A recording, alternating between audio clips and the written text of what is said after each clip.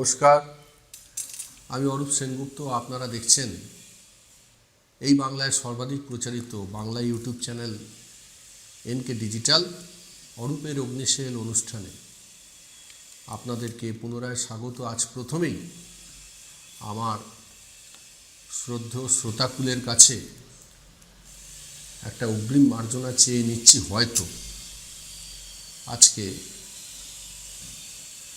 একটা শারীরিক প্রতিবন্ধকতার কারণে বলতে গিয়ে যদি কোনো সময় একটু হোঁচট খাই, আপনারা নিজ গুণে মার্জনা করে নেবেন। কিন্তু আমাদের চ্যানেলের অন্যতম কর্ণধার মাননীয় প্রবীর বিশ্বাস, উনি সকালে একটি অনুষ্ঠান করেছেন এক্স ফ্যাক্টর, আর উনি সন্ধ্যার অনুষ্ঠানের দায়িত্ব আমাকে দিয়েছেন। সেই কারণে সাময়িক শারীরিক অসুস্থ হওয়া সত্ত্বেও আজকের এই অনুষ্ঠানটি আমি করছি। এই সম্প্রচার আপনারা যখন দেখছেন, আর কিছুক্ষণের মধ্যেই, মানে আর কয়েক ঘন্টার মধ্যেই আমরা নতুন বছরে প্রবেশ করব। একটা সন্ধিক্ষণ 2025-এর চলে যাওয়া আর 2026-এর আশা, এই সন্ধিক্ষণে অনুষ্ঠান আপনাদের সকলকে আমাদের চ্যানেলের পক্ষ থেকে অগ্রিম অভিবাদন, অগ্রিম শুভেচ্ছা জানাচ্ছি।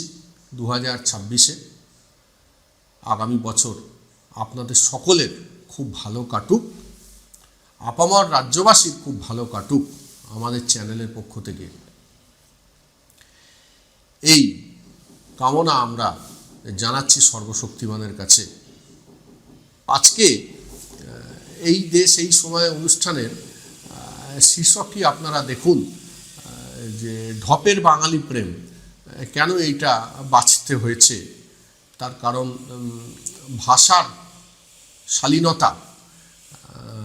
আজকের অনুষ্ঠানটার মোড়কটা হয়তো একটু আমি এইভাবে সাজাতে চেয়েছি বিনোদনমূলক। তার কারণ আজকে একটা বছর চলে যাচ্ছে, যদিও আমরা অন্তত আমি ব্যক্তিগতভাবে কবির সুমনের একটা গান উনি লিখেছিলেন, বয়স আমার মুখের রেখায় শেখায় আজও ত্রিকোণমিতি, কমতে থাকা চুলের ফাঁকে মাঝ বয়সের সংস্কৃতি। ওই গানে একটি লাইন উনি লিখেছিলেন, সন্ধে নামার একটু আগে পশ্চিমে নয় পূবের দিকে মুখ ফিরিয়ে ভাববো আমি, কোন দেশে রাত হচ্ছে ফিকে। এই যে চূড়ান্ত অপটিমিজম, এই চূড়ান্ত অপটিমিজমের মোড়কে থাকুক আজকের অনুষ্ঠান, একটু হাস্যরসের মোড়কে থাকুক আজকের অনুষ্ঠান। এই দেশ এই সময় আজকে একটা সমকালীন বহুল চর্চিত একটা সমস্যার কথা, মূলত জাতিগত,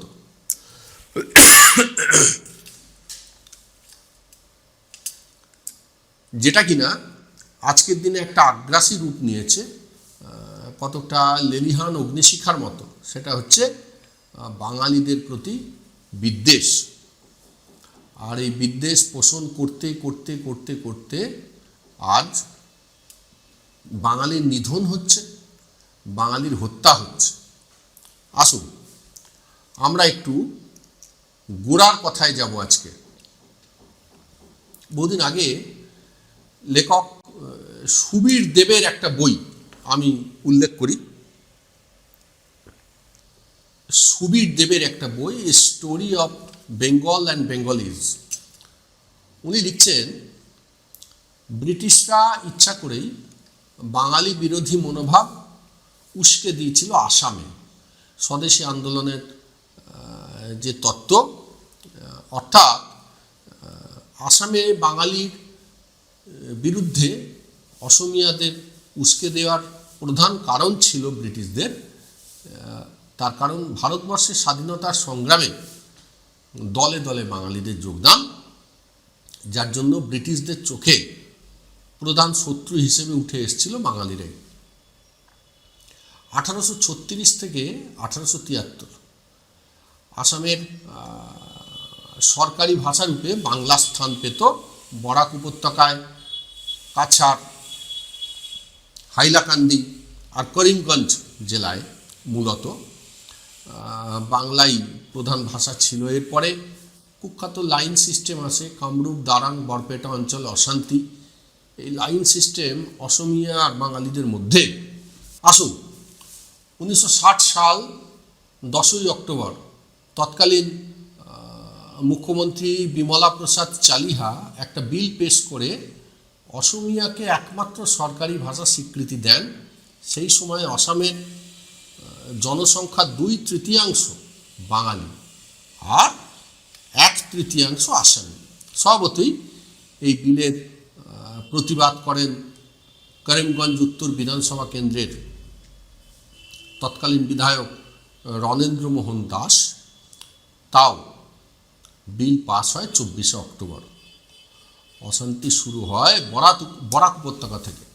সরকার বাংলাকে অতিরিক্ত সরকারি ভাষা স্বীকৃতি দিতে সম্মত হয়, কিন্তু তখন আবার অসমীয়রা শুরু করে বাঙালি হত্যা। 1960 গুয়াহাটির কটন কলেজ থেকে আক্রমণের শুরু। তারপরে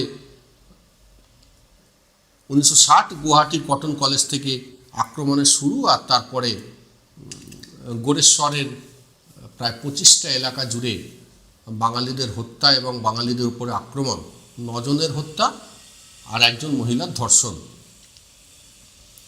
1969 প্রায় 50,000 বাঙালি হিন্দু এই পশ্চিমবঙ্গে পালিয়ে আসেন আসাম থেকে। 1980 3রা জানুয়ারি AASU 3 দিনের বন্ধের ডাক দেয়, আর 1981-তে 100 জন বাঙালি কামরূপে খুন হয়ে যান। সংখ্যাটা খেয়াল করবেন, 100 জন বাঙালি কামরূপে খুন হন 1981-তে। এইবারে আসবো অমৃতকালে, একদম ঢুকে পড়ব 2018 সাল 1 নভেম্বর তিনসুকিয়া জেলা খেরবাড়ি গ্রাম ব্রহ্মপুত্রের তীর, 5 জন বাঙালি হিন্দুর হত্যা। 2021 2 জন বাঙালি মুসলমানের হত্যা। এরপরে তো ডিটেনশন ক্যাম্পের নাটক আর অগণিত বাঙালি নিধন, আপনারা এগুলো সব জানেন। আসামে হয়েছে যে ইতিহাস আজও টাটকা, পুনরাবৃত্তি নয়। আমি কিন্তু আজকের এপিসোডের কারণ এখনও স্পষ্ট করিনি। এই আসাম চ্যাপ্টারের শেষে একটা প্রশ্ন করে রাখি আপনাদের সুবিধার্থে। স্বাধীনতার পূর্বে ভারতে আসামে বাঙালি হত্যার দায় ব্রিটিশদের, স্বাধীনোত্তর ভারতে আসামে বাঙালি হত্যার দায় কংগ্রেসের। তাহলে 2014 সালে অমৃতকালের শুরুর পরে আসামে বাঙালি নিধনের দায় কার? সেখানে তো ডাবল ইঞ্জিন, বিকশিত ভারত আর বিকশিত আসাম, মানে যেটাকে আমরা বাঙালিরা বিকশিত বলি আর কি, ওটাই বিকৃত হয়ে বিকশিত হয়েছে। যাই হোক, তো সেখানে ডাবল ইঞ্জিন।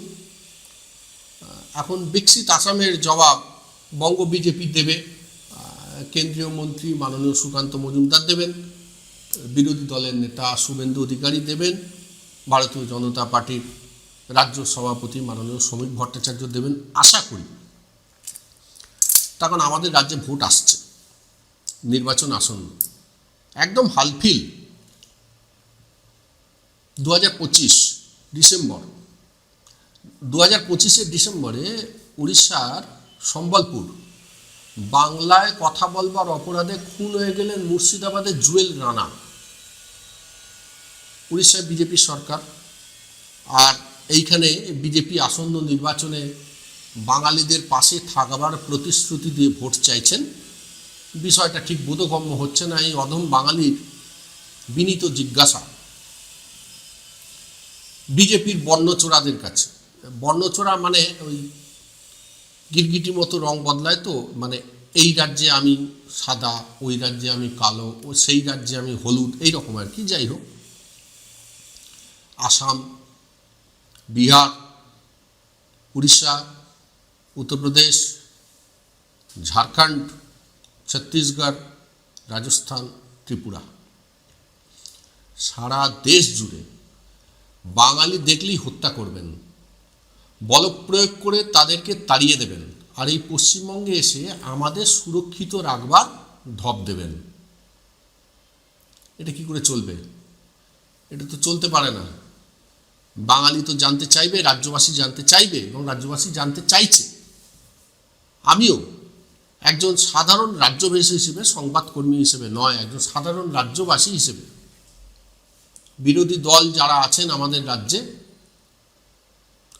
সংবাদকর্মী হিসেবে আমার সরকারি দলের কাছেও কিছু প্রশ্ন থাকবে, সময় মতো সেগুলো নিয়ে আসব। কিন্তু আজকে বিরোধী দলের কাছে আমার প্রশ্ন যে আপনাদের তো উত্তর দিতে হবে।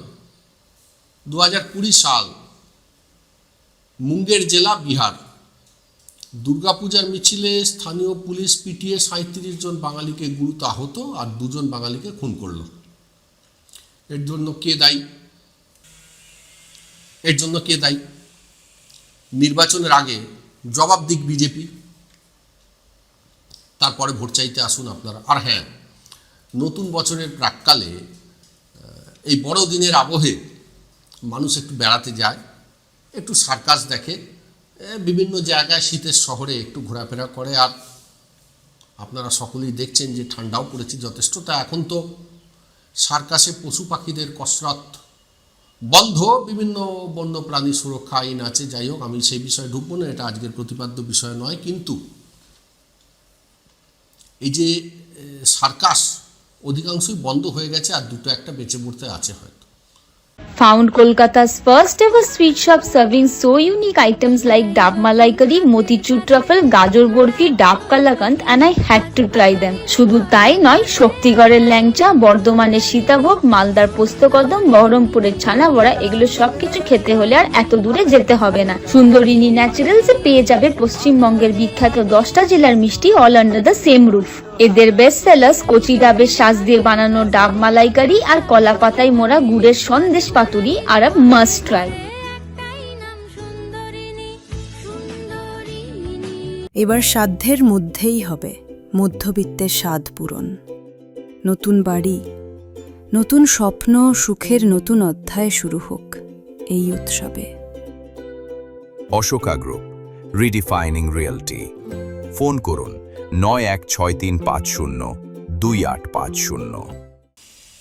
সংখ্যা খুব কমে গেছে সার্কাসের, তো এখন বন্যপ্রাণী সুরক্ষা আইনের কারণে। কিন্তু আমাদের সেই সার্কাস দেখবার অভাব পূরণের যথাসাধ্য চেষ্টা কিন্তু ভারতীয় জনতা পার্টি করে, দেশ জুড়েই করে। সার্কাস নেই, কিন্তু মিঠুন চক্রবর্তী আসেন, চূড়ান্ত গরম, কোট, মাথায় টুপি, গলায় মাফলার, উনি চলে এসেছেন সার্কাস দেখাতে। শীতকালেও এসেছেন। তো মিঠুন চক্রবর্তী আসেন, বিজেপি আমাদের সার্কাস দেখবার অভাব পূরণ করে, আমরা পুলকিত হই। উনি এসে ধর্ষকদের শাস্তির নির্দেশ দেন আর নিজের ছেলে আরএসএসের ছায়ায় নিরাপদে থাকে, ধর্ষণের দায়ে অভিযুক্ত হয়েও। আমরা হাসি। দেশের গণতন্ত্রের পীঠস্থান লোকসভায় মূর্খদের শীতকালীন কার্নিভাল হয়, যেরকম চারদিকে ক্রিসমাস কার্নিভাল হয় না, মূর্খদের কার্নিভাল হয়। আমরা আনন্দ লাভ করি। কেউ বঙ্কিমদা বলেন, কেউ বঙ্কিম দাস চট্টোপাধ্যায় বলেন, তো কেউ আবার মাতঙ্গিনী হাজরাকে মুসলিম বলেন। আমরা আনন্দ পাই, হাসি নয়। আপনার জেলার ওই বীরঙ্গনা মাতঙ্গিনী হাজরা পুলিশের বুলেট বিদ্ধ করে দেওয়ার পরেও জাতীয় পতাকা কিন্তু উড্ডীন রেখেছিলেন মাতঙ্গিনী দেবী। আপনার মেদিনীপুর জেলা পিছাবনি থেকে চাউলখোলা হেঁটে গিয়েছিলেন 10,000 লোকের মিছিলের নেতৃত্ব দিয়ে শুভেন্দু বাবু।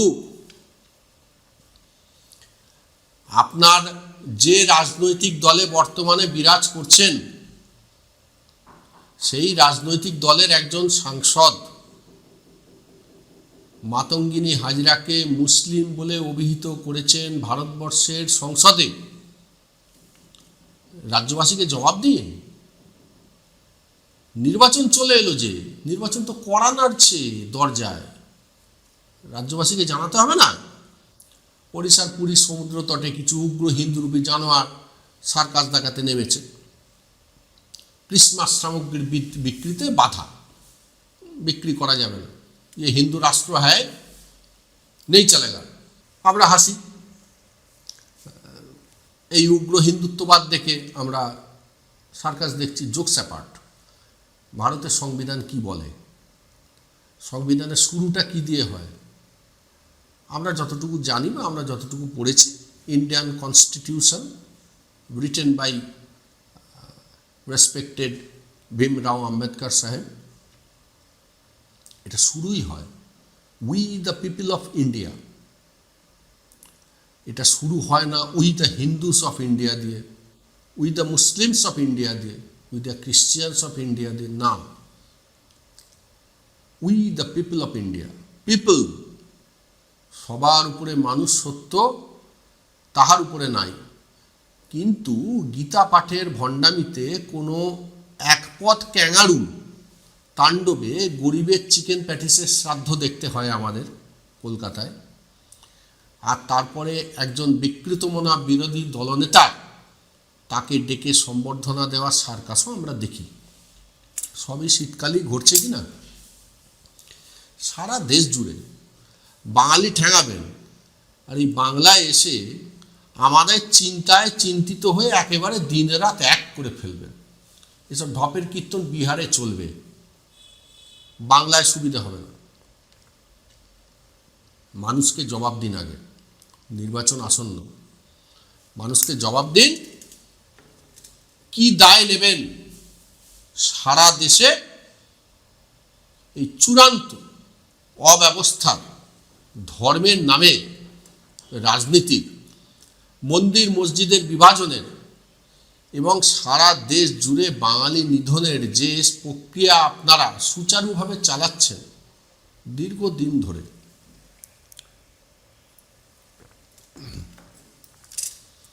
তার কি বিচার হবে? তার বিচার কি হবে? এটা আগে জানাতে হবে আপনাদের। এটা জানালে তারপরে আপনারা নির্বাচনে ভোট চাইবেন। পশ্চিমবঙ্গ বড় শক্ত ঠাঁই। পরিশেষে গতকালের একটা সাংবাদিক সম্মেলন, একটা এপিসোড সকালে আমার অগ্রজ প্রবীর বিশ্বাস করেছেন। আমি একটাই প্রশ্ন রাখবো, এই মিডিয়া তো প্রশ্নও করতে ভয় পায়, আবার উত্তরদাতা নিজেই বলে দেন এক কিজিয়ে বলে জল খান ভয় পেয়ে গিয়ে। যাই হোক, উনি সারদা নারদার বিচার ঝটিতি করে দেবেন সরকারে এলে। সব নাকি সরকারি দলের লোকজন জড়িত। আমি এই বিচারাধীন মামলার বিষয়ে কোনো মন্তব্য করব না, তার কারণ সাবজুডিস বিষয়ে আমি এই বিচারাধীন বিষয়ে কোনো মন্তব্য করব না, তার কারণ এটা সাবজুডিস। কেবল দেশের মাননীয় স্বরাষ্ট্রমন্ত্রী মহাশয়কে একজন ভালো অপথ্যালমোলজিস্ট দেখাতে অনুরোধ করব, কারণ ওনার চোখে কাছের পাওয়ারটা গোলমাল করছে। মানে উনি কাছের জিনিস দেখতে পাচ্ছেন না, তার কারণ উনি তো গতকালই বিচার করে দিতে পারতেন। টাকা নিতে দেখা গেছে যাকে টিভির পর্দায়, তিনি তো ওনার পাশেই বসেছিলেন, তো কালকেই তো ধরিয়ে দিতে পারতেন যে এই দেখুন এই একটা কালপিট বসে আছে, একজন অপগণ্ড, এখন আমার দলে আছে, একে আগে ধরুন। তা না করে সরকারে এলে একে ধরবো তাকে ধরবো বলছেন, আপনার পাশে একজন প্রতিষ্ঠিত চোরকে বসিয়ে। এটি কীরকম বিচার হলো? আপনি দেশের স্বরাষ্ট্রমন্ত্রী। যাই হোক, চোখের সমস্যা আপনার হয়েছে, শারীরিক সমস্যা নিয়ে রসিকতা করতে নেই। উনি প্রণম্য মানুষ, সুচিকিৎসায় সুস্থ হবেন, দৃষ্টি ফিরে পাবেন, এই আশা আমি রাখি। তো ওনাদের শুভ বুদ্ধির উদয় হোক। ওনারা রাজ্যবাসীকে সঠিক জবাব দিন, সারা ভারতবর্ষ, সারা দেশ জুড়ে বাঙালি নিধনের কার্যকারণ জানান, এবং এই রাজ্যে যে সকল বাঙালি মানুষ ভারতীয় জনতা পার্টির নেতৃত্ব দিচ্ছেন তারা রাজ্যবাসীকে জানান যে কেন এই জিনিসগুলো ভিন রাজ্যে হচ্ছে। তারপরে আসবেন নির্বাচনে, অসুবিধে কিছু নেই। আজকে এইটুকুই, আপনারা ভালো থাকবেন সবাই। পরিশেষে আপনাদেরকে জানাই যে আগামীকালের 1 জানুয়ারি এক্স ফ্যাক্টর, এই থার্ড আই যে অনুষ্ঠান হয় সকালে, সেইটা নির্ধারিত সময় 9টার পরিবর্তে সকাল 11টায় হবে। আপনারা সকলে ভালো থাকবেন, ভালো কাটান আপনারা নতুন বছর। নমস্কার।